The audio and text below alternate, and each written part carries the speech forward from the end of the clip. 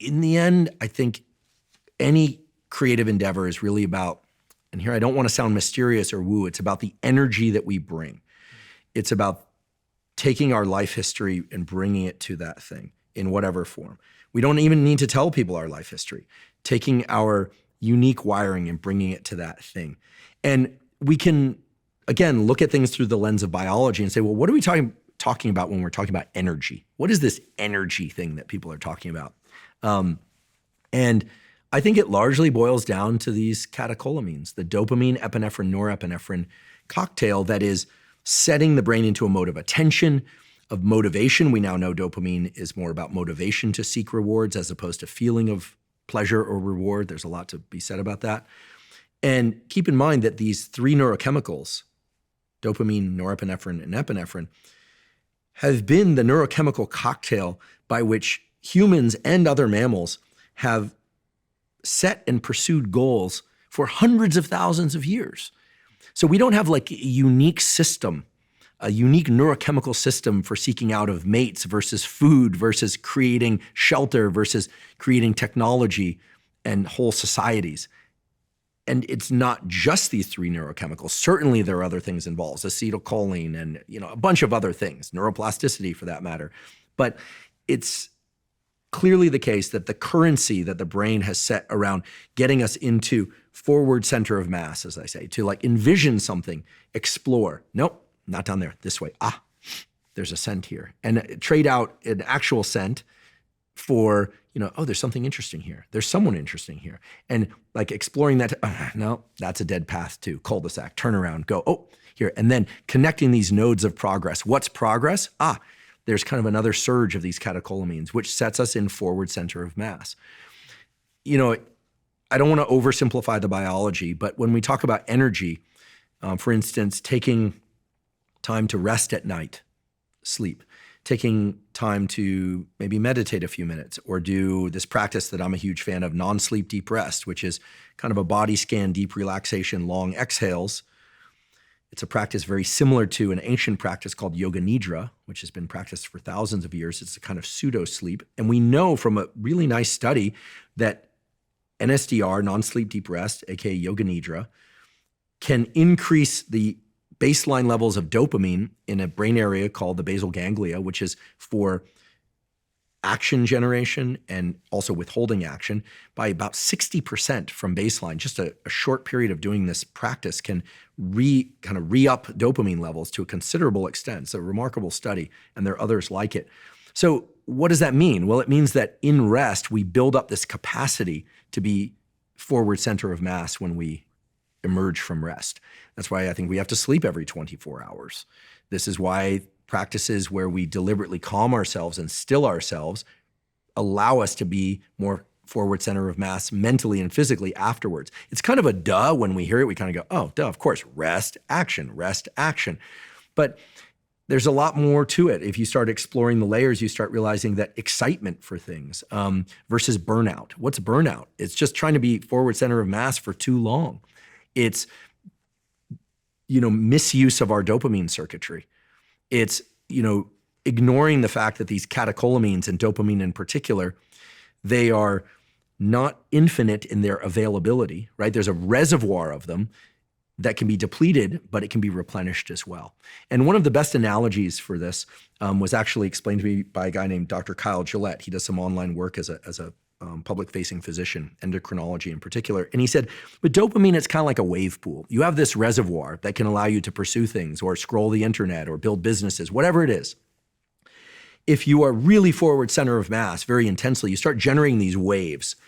And if you get big waves of dopamine and they crash out of the pool, you start depleting the reservoir. So when I think about drugs of abuse like cocaine, which leads to huge surges in dopamine, or amphetamines, huge surges in dopamine. What do we know about huge surges in dopamine? Well, after those huge surges, you drop below your initial baseline to a state in which the same thing doesn't feel as good anymore. You need so much more energy to get the same output. That's what this is, right? That's what this is. So I'll put this on the screen for anyone. Yeah, so my colleague at Stanford, Dr. Anna Lemke, who runs our dual diagnosis addiction clinic and wrote the wonderful book Dopamine Nation, described this best. It's sort of like a seesaw, but whereby you get a big peak in dopamine, let's say from a drug of abuse like cocaine. People on cocaine, it's all about ideas and what's next. They're not like, hey, let's just kick back. It's all about in fact, they have 1 million ideas per second. Most of them are terrible ideas, but they're very forward center of mass, motivated. And then when the drug wears off, they feel very low and very depressed. The dopamine is actually depleted below baseline. People that work excessively, right? We all have different abilities to work out, but people that work excessively and abuse stimulants in order to do that achieve these peaks. Is that like, so what would be an everyday example of that, working excessively? Do you mean like a pre-workout or something? Or do you mean? Yeah, I'm not anti-pre-workout. Listen, I love to be well-rested, hydrated, have a nice pre-workout drink, maybe even a little shot of espresso, listen to some music, and have an incredible leg day workout. It's an amazing feeling, right? But if you do that every single time, you start stacking all these catecholamine release-inducing drugs, okay? So you're getting adrenaline, you're getting epinephrine, which is adrenaline, you're getting adrenaline, you're getting noradrenaline, also called norepinephrine, you're getting dopamine release. You're highly motivated, you're in that state that everyone is seeking, and you try and do that 7 days a week, you're not gonna do it. And then you wonder why in the afternoon you're just completely cooked and you can't do any cognitive work. Well, your dopamine and other things have crashed below baseline. So I think it's important to understand that being, as I'm calling it, forward center of mass, like really kind of motivated and pursuing goals is great. But most of the time we're probably best off just coming off the gas pedal just a little bit to maintain that ability to continue to be forward center of mass. The same thing is true for stress. We hear stress is bad. Well, stress is bad, but it also sharpens your ability to learn. It creates energy. It actually boosts your immune system in the short term. I say tolerate as much stress as you can, provided you still behave like a kind person, right? Don't say or do things that are unkind, and make sure that you still get great sleep at night. Most people stress, run around, and then they can't sleep at night. And then the next day they're depleted. But a little bit of stress is healthy. Life is stress. Things are stressful. But again, you're going to be in your best state of mind if you're calm and alert. Alert and calm is the magic recipe, and the ability to sleep at night. If you want to take a bunch of pre-workout and you want to listen to some loud music and have a great crush it workout, great. But you should probably also be able to train without all of that. If you're somebody who loves new goals and you're very excited about travel and this and that, great. But do you have to layer in 50 things and then you're sitting around at home and you're wondering why you're so bored when you're back home and why life is so depressing and you need more travel, more stimulation? In every domain of life, we see whether or not it's food or exercise or stimulants or sex or media. If you push things to the max, you're going to feel depleted and understimulated afterwards. And this trough below baseline, as Anna Lemke taught us with Dopamine Nation, that trough is a state that can last a long time. And it's how long? It's proportional to how high that peak in dopamine was. Not how long, but how high that peak in dopamine was. And when you're in that trough, that dopamine depleted state, typically what people do is they try and go out or access things that are going to reactivate the dopamine circuitry, and all it does is drive them further and further and longer into that trough. What's needed is a period of waiting, of non-indulgence in any of these excesses that allows them to return to baseline. We know this from drugs of abuse. It takes more and more drug to try and get what turns out to be less and less of a high. Most all addiction, most all compulsive behavior can be cured, essentially, through a period of abstinence lasting somewhere between 30 and 60 days, which to somebody who's highly motivated to seek that thing or do that thing sounds like an absolute horror. But that is highly effective. So for some people, it's work and stimulants. A number of people taking Adderall and work. I hear from these people all the time. Typically, they are from the tech and finance world. And they're like, why am I burnt out? Well, you've been blasting these catecholamine regulated circuits for years. You need to just accept you're going to feel a little low for a week. Then you're going to feel a little less low. Then you're going to come back to baseline. And then, and only then, can you really get back into like full forward center of mass. But at that point, You can introduce, I do think there is a clinical use case for certain ADHD meds, which are amphetamine. There are certain people that need those meds. Other people have driven themselves into this dopamine trough. And so they're seeking out anything and everything to get them out of that trough, when really what they need to do is stay away from all that stuff and just wait. Just wait. Go on holiday or something. Go on holiday. Try and find reward in smaller things. This is why dogs are wonderful, in simpler things. And if that sounds heavy and dull to you, chances are you're a bit in the dopamine loop. I've been in these loops before. They're hard to exit, but once you exit them, you look back on them and you go, what was I thinking? Well, you were in a different state. You're kind of a different animal when you're in pursuit. I think this is so unbelievably important because it really helps people to understand why they do what they do. And before you doing the research on you coming here today and before understanding some of this stuff, I thought dopamine was, I don't know, it was this thing that came in these hits maybe. And if I did something, I got ahead of it, then I returned to baseline. If I did something again, stimulating, I got ahead of it, then I returned to baseline. But what actually is happening is I'm doing something that's stimulating in some way. I'm getting this huge peak, then I'm crashing below baseline for a while. And when I'm below baseline, that's when I'm most likely to want to do something that's going to give me a hit again. That's right. And when I saw that, it reminded me of the CGI monitor, the continuous glucose monitor that I wore, because it was a very similar pattern. Mm-hmm. If I had a lot of sugar, I had a big peak, then I crashed below my baseline. Right. That's a great observation. It's the perfect analogy. Perfect analogy, because these regulatory systems are all about trying to maintain homeostasis. We learn about homeostasis, like the desire for balance. The human body and human physiology is actually geared more towards something called allostasis, which involves kind of stress modulation. But without getting into too many details, these are dynamic systems, meaning brain systems that are designed to allow us to overcome challenges if need be. Right? This is why I always push back on the idea that, stress crashes your immune system. You know what crashes your immune system? Being very, very stressed, working a lot, caretaking for someone else, and then stopping. You always get sick when you stop. Oh, yeah. Why? Because actually stress activates the immune system. Makes sense that it would do that evolutionarily, right? And then when we rest, boom, our immune system kind of relaxes a little bit, and then we succumb to that the bacteria or virus. So what does it mean? It means that we should probably learn to modulate. It's like driving a car. Anytime we feel that we're headed toward or in a peak state, we should probably kind of like lean back off that state just a tiny bit, especially if that peak state is coming by way of pharmacology or some extreme circumstance. Just back off a little bit, maybe a lot, okay? So when we do that, we learn to master the transition states between these, what I'm referring to as forward center of mass, flat-footed, or back on my heels. It's a term I learned from a former Navy SEAL operator. He said, with anything in life, you can either be back on your heels, like really challenged, flat-footed, kind of like calm and forward, or forward center of mass, like full tilt. I think most people would do very well to learn to master the transition states between waking and going to sleep, right? Many people can't fall asleep.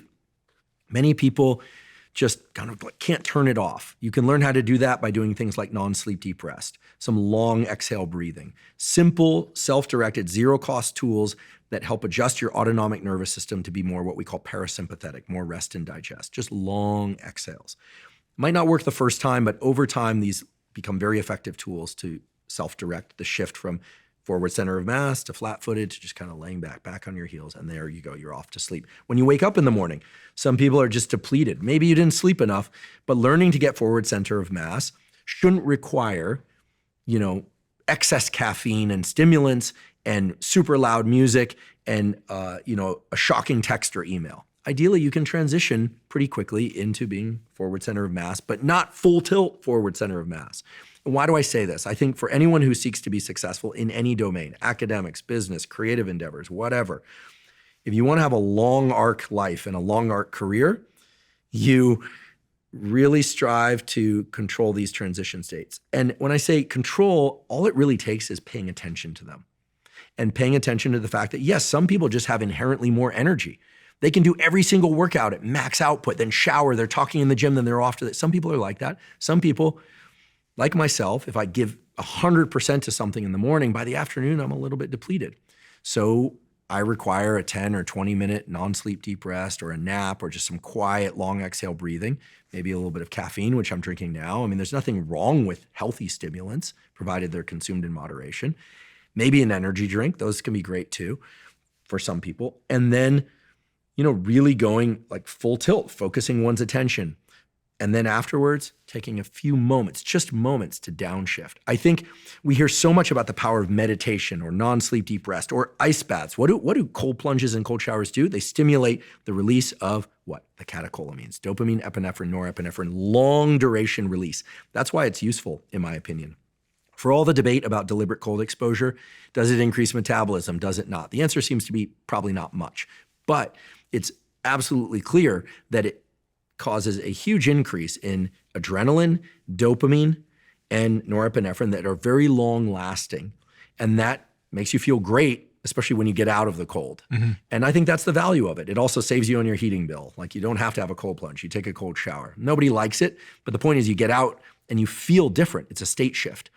So that's great, but you don't want to do it to excess, because then, for instance, people always say, how long should I go in the cold plunge or cold shower? And I say, do it the minimum amount so that you get the effect that you're seeking, which is to be more alert and motivated. I have a friend, he did 30 minutes, for some reason naked. He said, I did 30 minutes naked in the cold plunge and then I got sick and I'm feeling really low. And I'm like, because you did 30 minutes. I mean, I don't know about the naked part, what that had to do with it, but he had to throw that in there. He's kind of an extreme guy.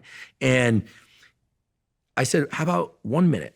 How about 30 seconds? How about don't even pay attention to the time? Just get in and stay in as long as until you want to get out, and then push through that barrier and then get out. That might be a minute, might be 3 minutes. Protect yourself, be safe, but just learn to overcome some challenge and then get out. We have this fixation that more is better, and more is not better. You want the minimal effective dose, maybe a little bit more, because we don't know where minimal is. People say, how many sets in the gym? Is it, now it's like all about the volume hypertrophy, or like I've always fairly low recovery quotient. So for me, I like to do a couple warm-ups, a few hard sets, 2 or 3 hard sets, another exercise, 2 or 3 hard sets. That's it for that muscle group, move on. People always say, well, volume is where it's, okay, great. But when I do 16 to 20 sets per week per muscle group, I'll tell you, I'm depleted. It doesn't work for me. And I sort of, I'll just be honest, I kind of chuckle at the exercise scientists who say, well, this is the way it is in this study. Great, that's not how it works for me. And even though I'm a scientist and I trust data, I also trust my own experience. And no one's going to tell me that it's placebo, because it's what's worked for me.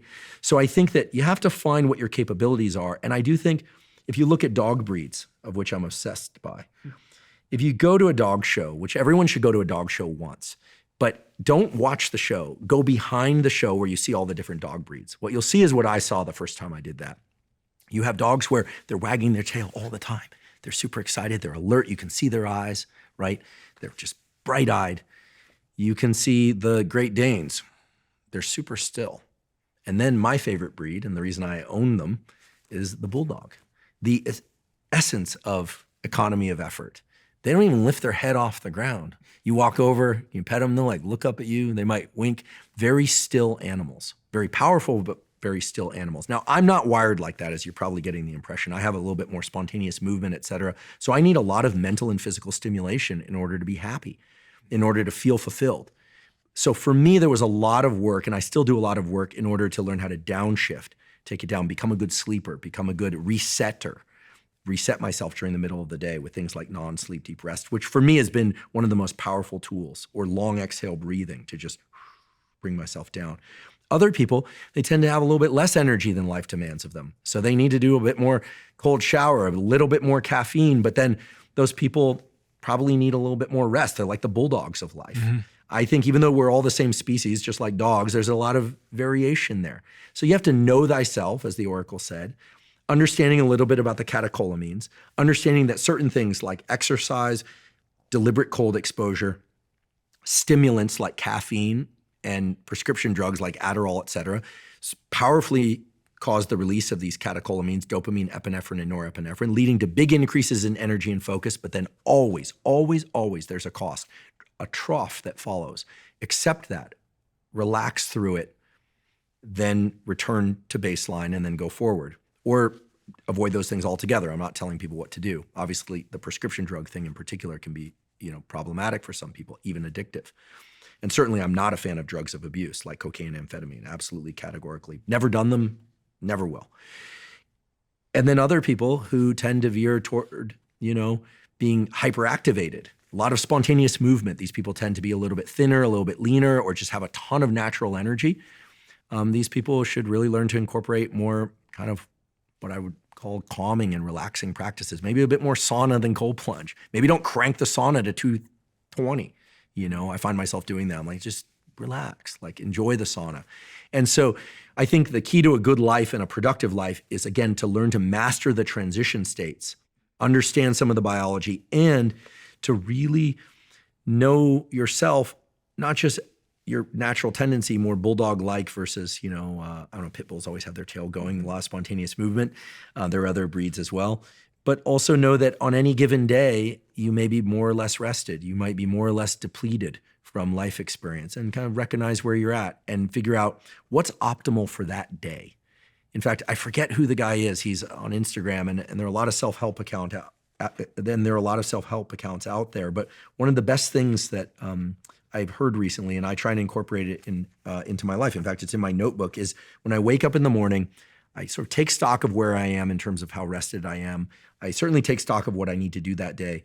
And then I ask, what's something that I can do to make my life that day and the life of others better? Sometimes that means rest a little bit more. Sometimes that means push a little bit more. Sometimes that means call a relative that you haven't spoken to. But thinking about how to make things better on the timescale of a day for oneself and for others, I think is what's manageable. And it's what's realistic. And it takes this whole concept of protocols and biohacking and prescription drugs and supplements and workouts, and it brings a real world perspective to it. So I think we're living in the time of kind of almost avatars of these different things. Like I think about David Goggins, who I know well, from the perspective of coworker, right? Where I consider him a friend, but we've never hung out outside of the work context. But I first met David back in 2016. And I'll tell you, he's always that way, at least when I've interacted with him. He's always been, forward center of mass. It was late in the day on a work. This was a thing in Silicon Valley. It was down in San Jose, Santa Clara, San Jose area I believe it was 2016. And we had been working all day in this part of this consult for this company. And in the afternoon, there was like, do we take a break or do we push? He's like, no, we push. We're going to do this. And I thought, whoa, like this guy's intense. And he was changing because he was going to run to the airport, but not run to the airport in an Uber or drive to the airport. He meant run to the airport. And he did. So, he's forward center of mass. He clearly has the energy, or he's found the energy. Can you train that? Can you raise your sort of baseline dopamine level? Or are they two separate questions? It's a great question. I don't know that we have the answer. I think you can if you become more economical about whatever dopamine or other neurochemicals you happen to harbor inside. We know there's a lot of genetic and individual variation to these things. There's a joke among parents, right? Like how they come out is how they stay. Like the mellow kid, the mellow baby that didn't cry much. The happy baby remains the happy person. There are circumstances that can alter that versus the fussy baby that's always fussy, even as an adult. Parents talk this way, but parents say all sorts of things.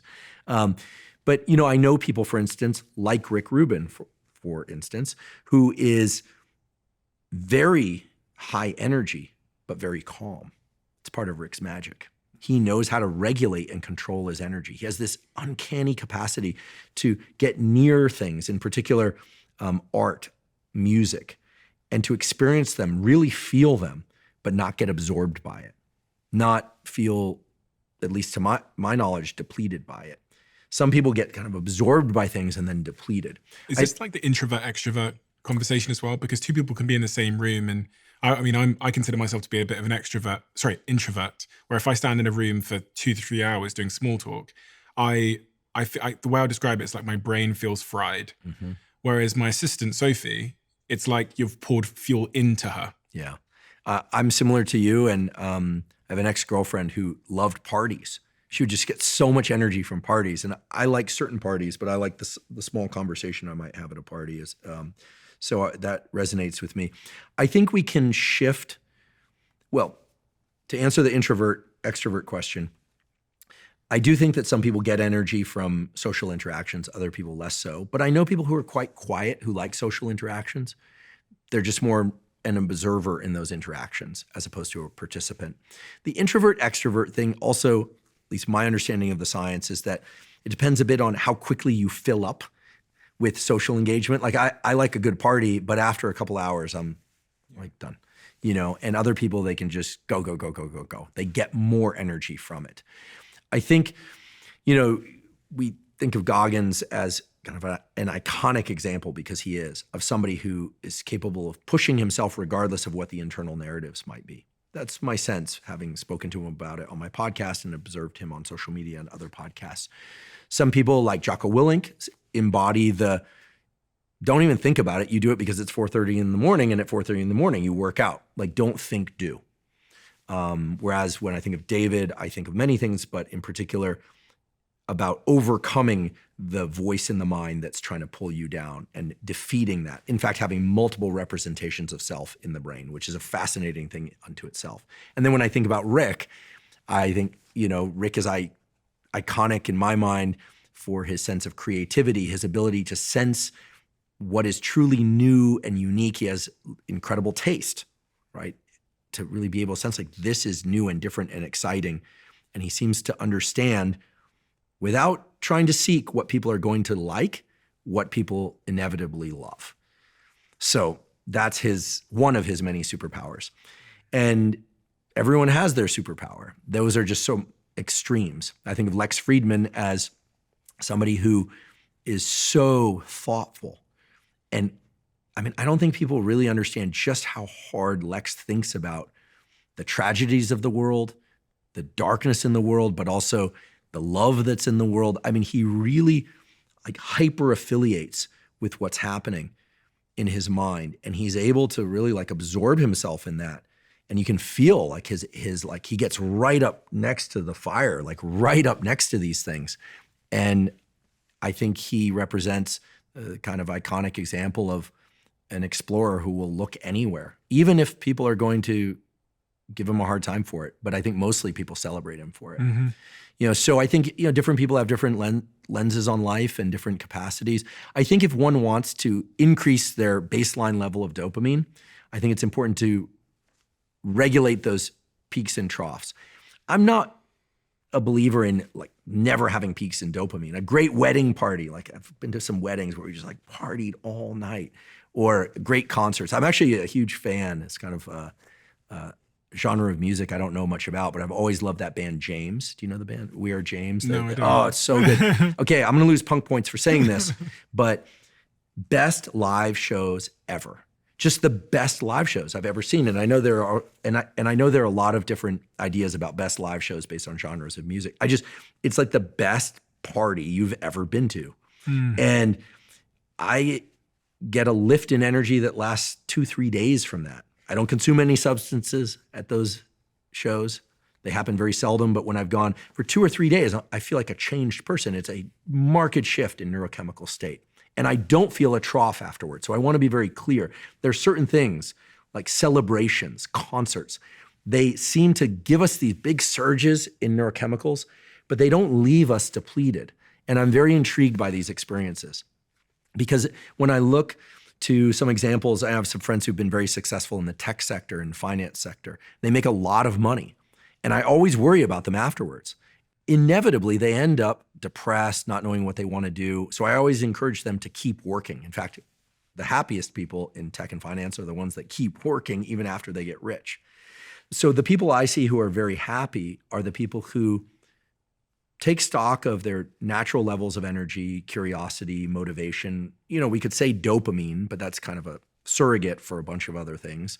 And it's incomplete, right? There are other chemicals involved, but for sake of conversation, we could say dopamine, catecholamines, epinephrine.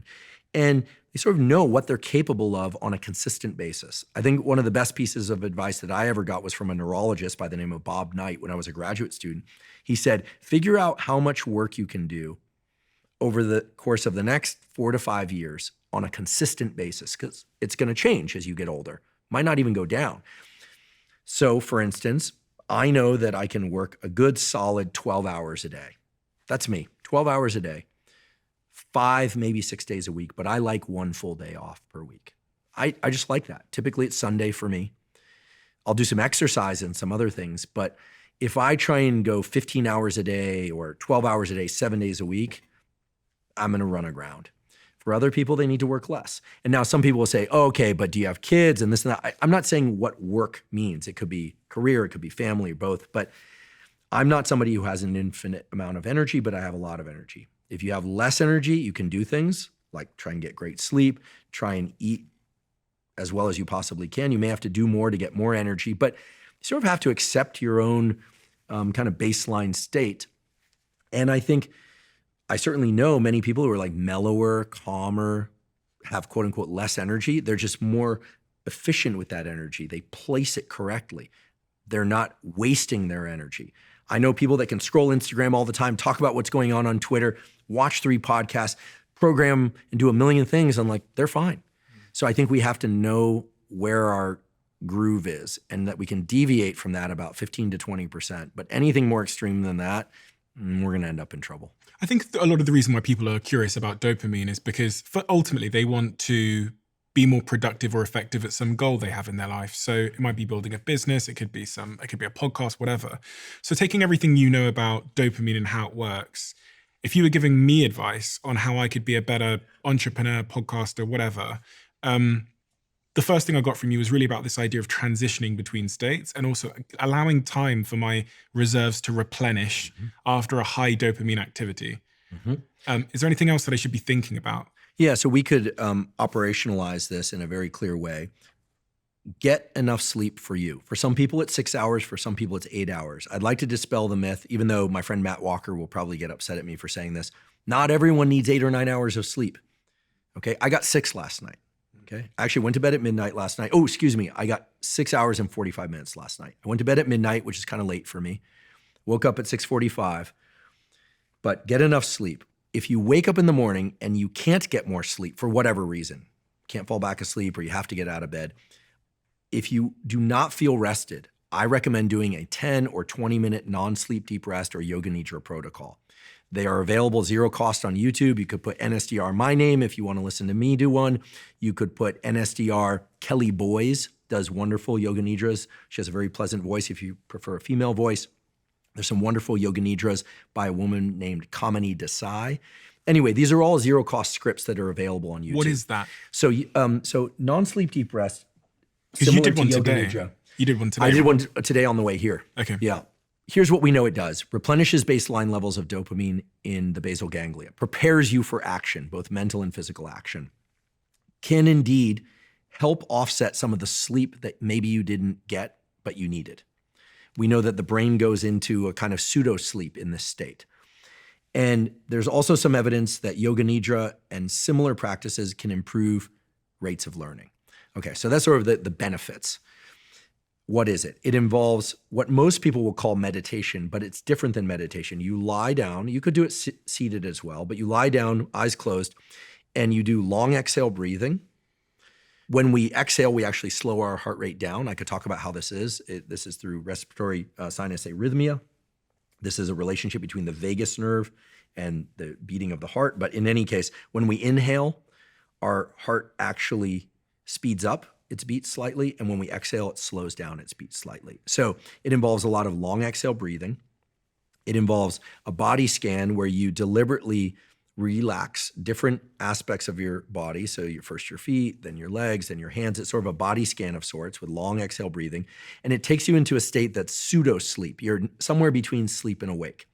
Now, the beauty of NSDR and Yoga Nidra is that part of the instruction at the beginning is to stay awake. Now, if you fall asleep, it's okay. Just make sure you set an alarm if you have to go to work or do something else. But by staying awake while being very relaxed, it seems that the nervous system can continue to stay in a sleep-like state enough that you replenish some of these neurochemicals that prepare you for cognitive and physical action. Now, there are 10-minute NSDRs, there are 20-minute NSDRs, there are even hour-long Yoga Nidras and things of that sort. So it depends on how much time you have before you need to get up. So if you sleep well the night before, you wake up after 6-8 hours and you're ready to go, boom, go.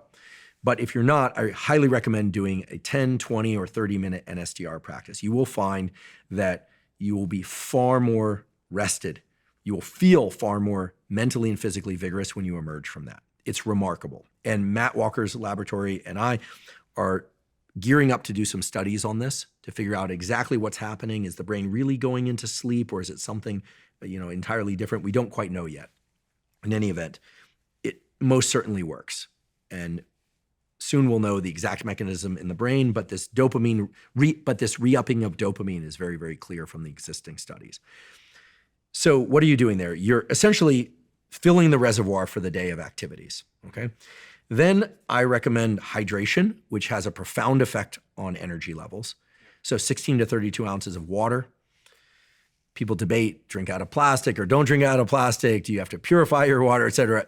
Listen, it depends on budget and interest and level of paranoia. I drink a filtered water. I tend to drink out of ceramic or glass, but I am somebody who will occasionally drink out of a plastic water bottle. I'm not neurotic about that sort of thing, but look, if you are, fine. And we could all do well to limit the amount of plastic waste in the oceans. So there you go. Hydrate. Then some people, like myself, do very well to get some exercise and sunlight, ideally simultaneously, but certainly get some sunlight and exercise prior to caffeine. Some people do, some people don't, okay? I also understand and totally support people who just want their coffee or tea first thing in the morning. There's no rule that says that you can't do that. But for me, what I would do is I'd get up, use the restroom if you need to, hydrate, and then get some bright light in your eyes, ideally from sunlight first thing in the morning. Why?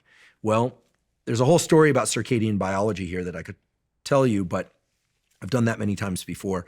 Suffice to say that getting bright light, ideally from sunlight in your eyes, even through cloud cover, so if you're in the UK, even through cloud cover, increases the amount of cortisol release in your brain and body markedly. That is a good, healthy increase in cortisol that is associated with the transition to waking up. So we know that bright light in the morning, especially from sunlight, increases daytime mood, focus, and alertness, and it will improve your sleep later that night. Can I ask then, because I woke up in a hotel this morning and because of you, I now think about sunlight a lot. So I woke up and I have a balcony in the hotel, but I can't see the sun because the sun is on the other side of the hotel. Right, so you're west facing in the morning and it's coming up in the east. So here's the ideal circumstance. You go outside, you take your sunglasses off. Eyeglasses and contacts are fine even if they have UV protection. You face east, it's a clear morning, the sun is there. Maybe it's even rising across the horizon. And you watch it for 5-10 minutes and then you go back inside and carry about your day. Here's the realistic situation. You wake up, you're in a hotel or an apartment, you've got things to do, your phone is on, etc. What do? Get out onto the balcony, get some natural light. The ambient light, as we say, is still far brighter outside, even on an overcast day, than it would be indoors with the brightest possible overhead lights. Now, there are seasonal affective disorder lights, so-called SAD lights, that are designed to generate 10,000 lux or more and simulate sunlight. There's really no simulation for sunlight, but those special lights are a special circumstance. Here's what I know for sure, and everyone will agree, that it's much brighter outside, even on an overcast morning, than it is at night, okay? You can see even on an overcast day, typically without a flashlight. That tells you there's a lot of photons, a lot of light energy outside. So the best thing to do is just get outside, especially on overcast days, and get some ambient light in your eyes. When I say view morning sunlight as soon as possible after waking up, two questions always emerge. First is, what happens if I wake up before the sun comes out? Well, listen, unless you have powers that I'm not aware of, you're gonna have to wait for the sun to come out, okay? I just don't have any way to make it rise any faster for you. So, and if you do, please email me and let me know how that's done. But the point here is that on an overcast day, or even if you're not looking in the direction that the sun happens to be rising, you're still getting sunlight. The photon energy is what arrives at your eyes, eventually triggers activation of cells in the neural retina, this pie crust-like tissue that lines the back of your eyes, and signals to your brain it's time to wake up. So when I say view morning sunlight, a lot of people think they need to see the sunrise across the sunset. I don't mean you need to see the sun as an object. You need to see the light emitting from the sun. And even on overcast days, that's there. Now, on a densely overcast day in the thick of winter in the UK or Scandinavia, it can be quite dark, even in the morning and throughout the day. In that case, you'll really want to strive to get some bright artificial light exposure in the morning and throughout the day as well. But this business of getting sunlight, and we can put light in capital letters, not necessarily seeing the sun as an object, but getting sunlight in your eyes early in the day increases that cortisol peak and its duration. This is great for your immune system. It's great for alertness. And when we hear cortisol, normally people think bad. Oh, cortisol is bad. No, cortisol is terrific. You need cortisol. Trust me, people who have deficits in cortisol production or regulation have all sorts of problems. We're talking about getting a healthy, big increase in cortisol early in the day that carries your energy until the evening, and then the cortisol drops off. What about shift workers? Shift workers, God bless them. They're essential for so much of what we do and consume and need, so we have to be grateful to them. They unfortunately are in a very compromised health state. Often they have digestive issues, mood issues. It's a real problem, and it's very dependent on the particular shift. The worst case scenario for them is the swing shift, where they're working days, then they're working nights on the order of 3 days on, 3 days off, et cetera. It's terrible. We know that health outcomes for shift workers are so much worse. We know that a few things can help. For instance, regular meal and exercise times. Okay. We know that red light, and here I'm not talking about red light therapy. I'm talking about working under lights that are a bit more red shifted, long wavelength shifted, as we say, as opposed to bright fluorescent lights, can help reduce some of the cortisol release associated with shift work that occurs at the wrong times. This is a pretty nuanced topic that, again, depends on the shift.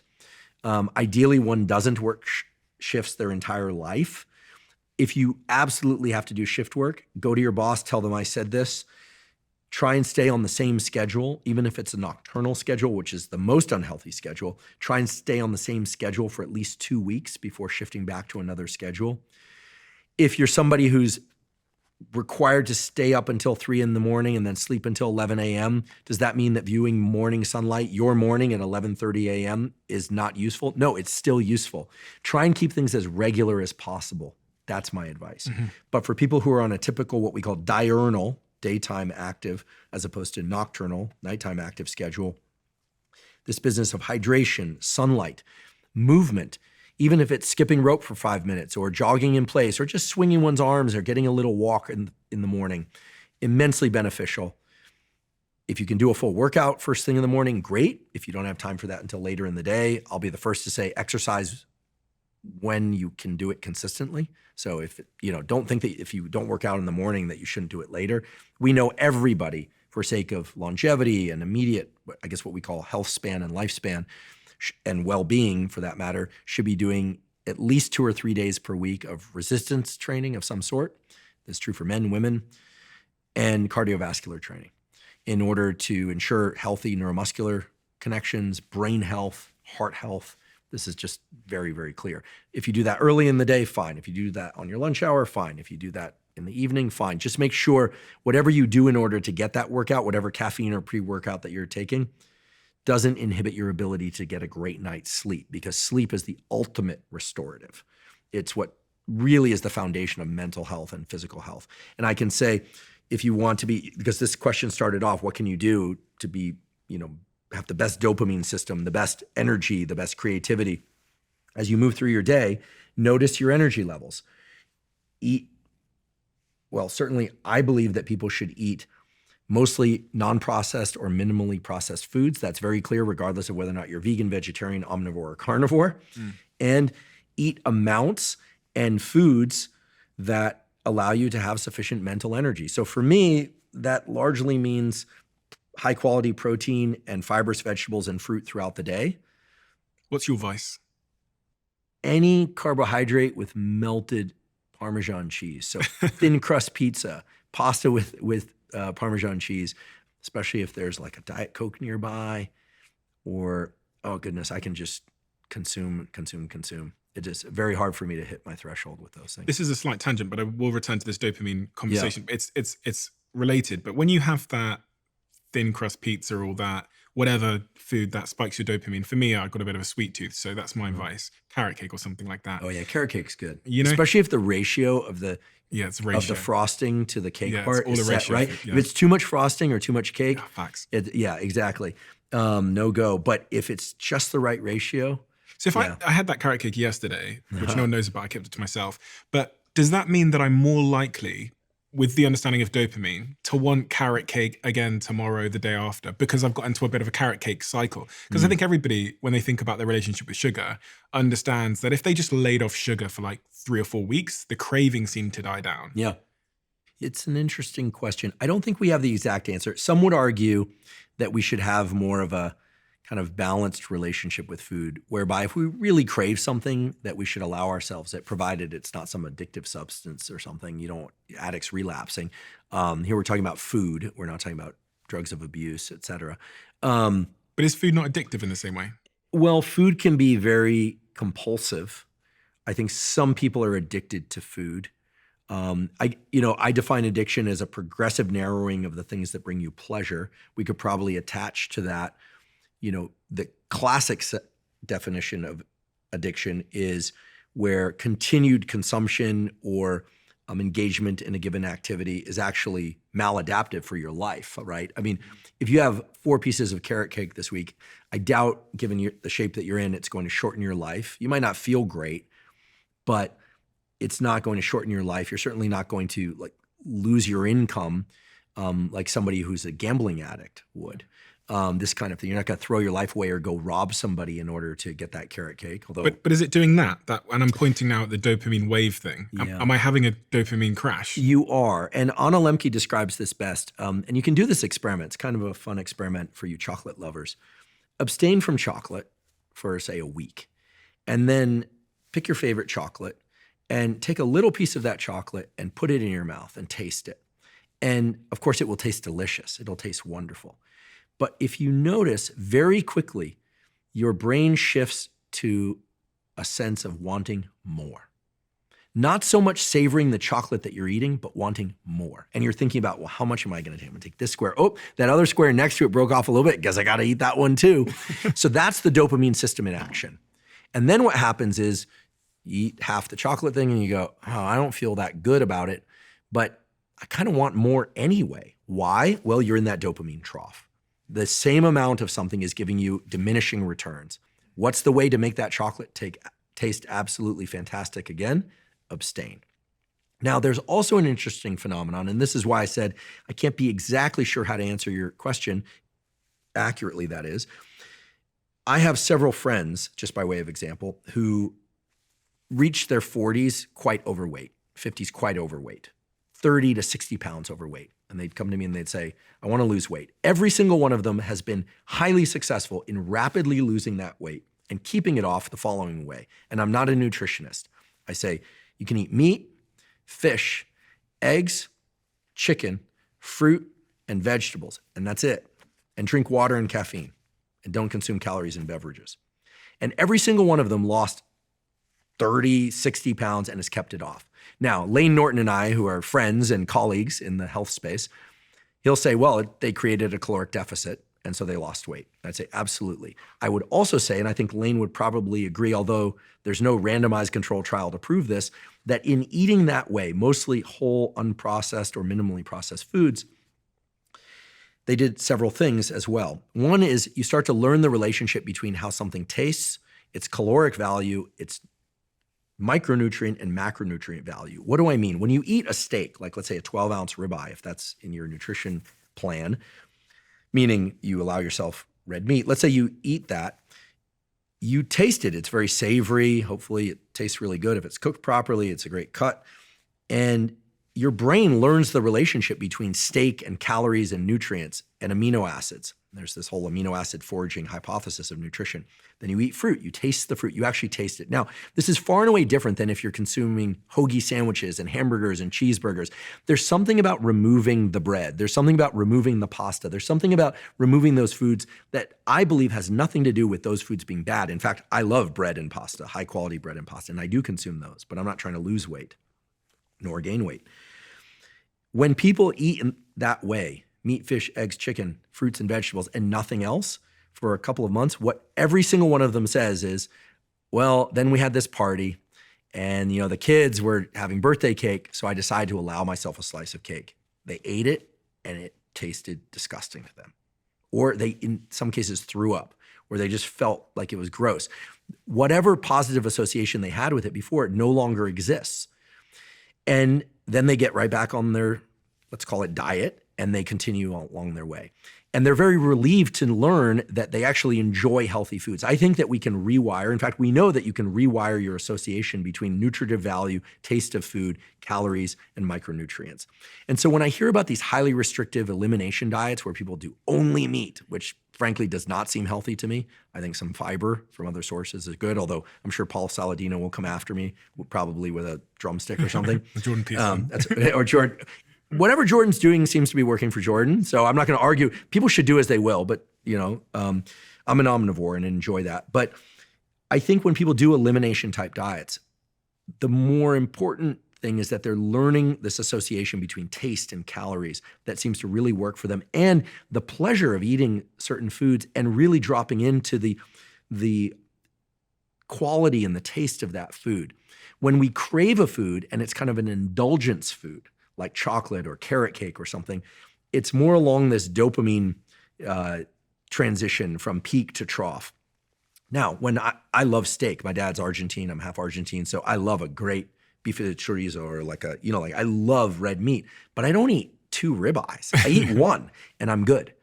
And so I think that there's something very sating about high nutritive quality food that includes fruits and vegetables, and the vegans have their choices and the vegetarians have their choices. And so much of what we think about when we think about dopamine and food is, yes, highly processed foods, candy, packaged goods, cookies, chips, they drive this craving for more, but people don't actually enjoy them that much. They just require them, or at least they think they require them.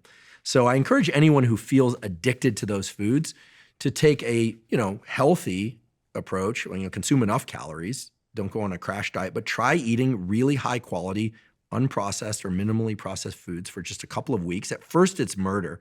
They just can't do it. And then inevitably they call me and they say, I feel so much better and I don't even want that stuff anymore. It's interesting how that then correlates with your own motivation.